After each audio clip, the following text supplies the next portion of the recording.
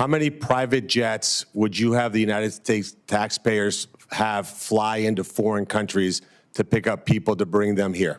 Senator, we will no longer be undertaking that mission at the Department of Homeland Security. And how many illegals will you plan to house in luxury hotel rooms in Manhattan at a cost of $6,000 per month? Flashback.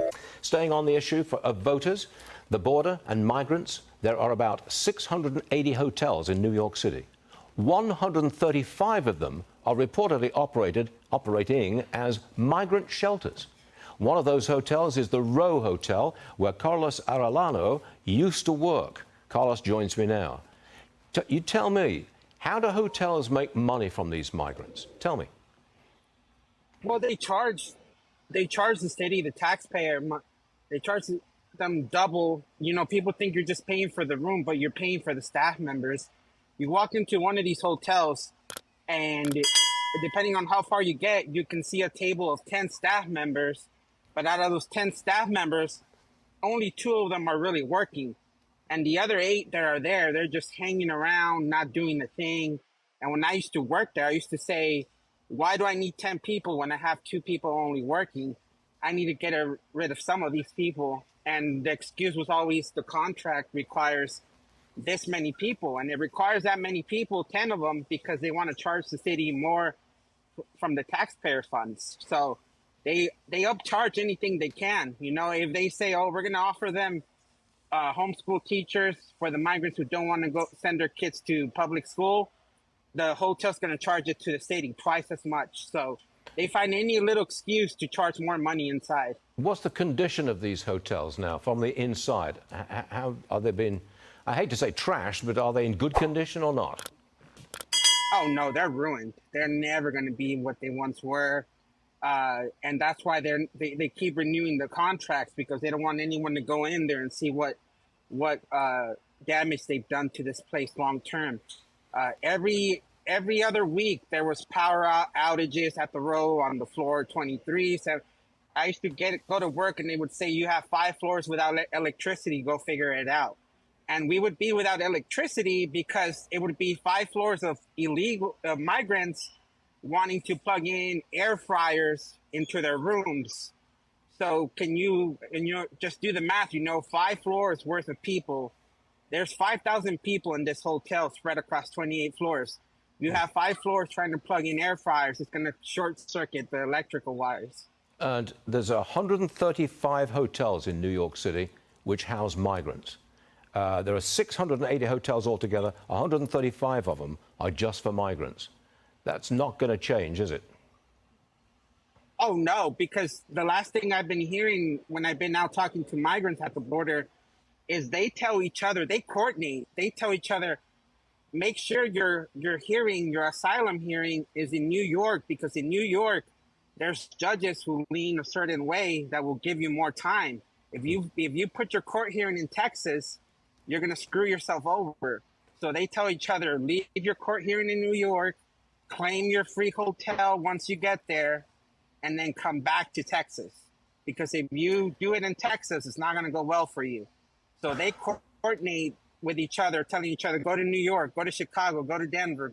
So this is not going to stop anytime soon. Carlos Arellano, thank you for joining us and telling us the true picture here. We do appreciate it, Carlos. We'll see you again real soon. Thank you, sir. Kevin O'Leary with me. Thank you for having me. Senator Moreno. First of all, thank you, Governor, for being here and for testifying before this committee, and for your service, not just to your state, but to America.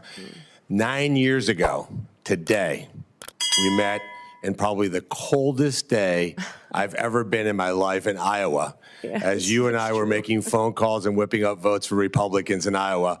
My wife, Bridget, who's here, got a chance to meet you. And we left Iowa saying, that person's really going to go far. And here we are 9 years later. You've been an amazing governor, amazing congresswoman, and now you're going to make an even better Secretary of the Department of Homeland Security. So I think sometimes in D.C. we tend to complicate things. There is a current Secretary of Homeland Security. So why don't we take this opportunity to do a little job review and compare and contrast him to you. So just if you don't mind, I'll ask you some questions and you can give me an answer. Secretary Mayorkas allowed you said it, just about 400 people on a terror watch list to come into this country illegally. If you were confirmed as Secretary of Homeland Security, how many people on the terror watch list would you allow into this country? Well, Senator, we would work every single day until we had that number was zero. And if you look at the previous Trump administration over his entire 4 years, in comparison to Joe Biden's number, President Trump, it was 11 that were then removed from the country and faced consequences. When you look at the 382 that Joe Biden has let in and the policies continue, is shocking and needs to be changed immediately. Mayorkas let in about 12,000 murderers. How many would you target to let into this country? My goal every day would be have no murderers allowed into this country in our communities. Mayorkas allowed 16,000 rapists. How many would you target to let in? Every day I'd work to make sure that there was none let into this country. Flashback. Our most valuable resources, our kids. He and 22-year-old Johan Martinez Rangel are charged with capital murder, accused of asking Jocelyn Nungaray for directions and luring her to this Rankin Road bridge where they tied her up, removed her pants, strangled her, then threw her body in the creek to get rid of DNA. They had spent hours at this bar before the alleged murder. Daniel Werlinger has been appointed to represent Pena. He asked Judge Josh Hill for a $1 million bond. Instead, Pena is being held on a $10 million bond. As long as there's an ICE hold in place, he's not going anywhere. The bond can be set at $1. It would not matter. Pena is from Venezuela in the U.S. illegally. He'd been apprehended, then released by Border Patrol less than 3 weeks before Jocelyn's death. Our immigration system is broken. He let 600,000, Mayorkas, 600,000 people with criminal convictions. How many would you allow in? We would work every day to make sure people are safe and that those with criminal convictions are immediately removed. How many private jets would you have the United States taxpayers have fly into foreign countries to pick up people to bring them here? Yeah, Senator, we will no longer be undertaking that mission at the Department of Homeland Security. So not 700,000 individuals on private jets over the last 4 years. You would not have any. No. I'll be working with President Trump to put in place his agenda in adherence to our federal laws. And how many illegals will you plan to house in luxury hotel rooms in Manhattan at a cost of $6,000 per month? Sir, clearly, Senator, during this election, the American people said they did not support that and that that would not be a part of this new administration. How about sex change operations for illegals? How many of those would you suspect you would fund? Senator, I believe that the Department of Homeland Security will be reevaluating its mission in this country to not allow that going forward under President Trump's goals. And if you had an illegal migrant that was in this country and they committed a crime, would you offer them airfare from one state to another to evade law enforcement? Sir, I will be following this nation's laws and the Constitution and make sure that all laws are adhered to. And if you had been the head of the Department of Homeland Security a year or so ago, would you have closed a detention center in Georgia that would have allowed the release of somebody charged with a crime? Sir, I don't have the specifics to that situation, but certainly that would not be something that I would want to have under my watch. So just to be clear, Lakem Riley would be alive today if you had been the Secretary of Homeland Security. Flashback. This morning, chilling testimony from the officer who found the body of nursing student Laken Riley. I found it. Ma'am. Oh, I need EMS immediately. She's not breathing. In the first day of the trial against Jose Ibarra, the court also shown the final moments of Riley as she headed out for a morning run she never returned from. Ibarra, an undocumented migrant from Venezuela, charged in her brutal killing in February along a University of Georgia running trail. When Laken Riley refused to be his rape victim, he bashed her skull in with a rock repeatedly. A chilling 911 call seeming to capture the struggle played in court as Riley's grieving mother sobbed. Hello, this is Clark County 911. Can anyone hear me? Prosecutors said Ibarra's DNA found underneath Riley's fingernails also proves that there was a struggle. And then there's the surveillance video showing an individual who prosecutors say is Ibarra tossing a black jacket in a dumpster just 15 minutes after they say Laken's heart stopped. Jose Ibarra and Laken Riley's blood are on the jacket that he dumped in the dumpster. So just to be clear, Lakem Riley would be alive today if you had been the Secretary of Homeland Security? Senator, my hope is that that would be true, yes. Let's switch to another part of the disgraceful immigration laws that Biden and Mayorkas, who objectively, by the way, objectively has been the worst cabinet member ever in the history of the United States of America. Let's talk about temporary protective status.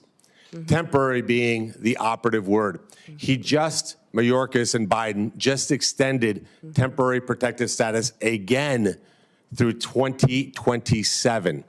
Will you continue to corrupt TPS to allow some sort of open borders agenda? And will you use hot weather of 80 degrees and sunny beaches in El Salvador as a reason why people have to stay in America and not safely return? Yeah, Senator, this program has been abused and manipulated by the Biden administration, and that will no longer be allowed to allow that and these extensions going forward the way that they are. The program was intended to be temporary, and this extension of over 600,000 Venezuelans as well is alarming when you look at what we've seen in different states, including Colorado, with gangs doing damage and harming the individuals and the people that live there. And in terms of our border, like the physical border, I've been there many times, you've been there many times. Who should be in charge? Who should have operational control of our border? The United States government or the Mexican drug cartels? Oh, Senator, the United States needs to control our borders and secure them.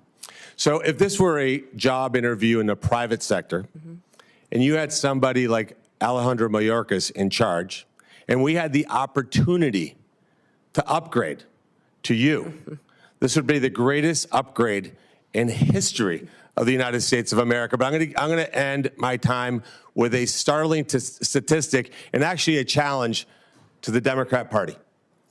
When Mayorkas was confirmed, every single Democrat voted to confirm him, and 6 Republicans joined all 50 Democrats in that confirmation.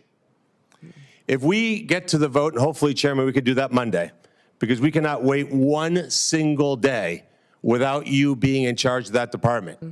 We should have 100%, 100 senators vote for your confirmation. This will be the litmus test, in my mind, as to whether we have a Democrat Party that's actually serious about doing bipartisan things like securing this country and protecting our citizens. Any Democrat that voted for Mayorkas that does not vote for you should be in front of their voters and removed from office. Thank you for serving, Brian. Thank you for being here, for putting up with the nonsense that you guys have had to put up with over the years.